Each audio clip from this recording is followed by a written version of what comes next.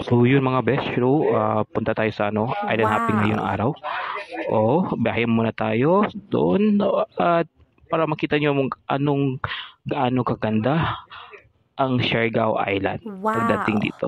Alright, biyahe tayo. Malapit na tayo. Dito po yun. Kita natin yung Municipal Gymnasium ng General Luna Wow. dito sa Siargao. O yan po. So dito, makita nyo mga pambots dito nasa sa Island Hopping Center. O kung pumunta kayo dito, ready na lang kayo ng black shades para maganda yung kalarawan nyo. Alright. So dito guys, yung kita ko yung mga visitors natin ngayon, mga turista, naganda sila. Doon, lakad-lakad muna tayo dito para makita nyo kung mga klaseng-klaseng mga pambot dito. Merong party boat dito, merong 6-seaters, merong 8-seaters na mga pambot. O, depende po yun sa anong kategory kayo. So doon, lakad-lakad muna tayo. So parang kita nyo dito.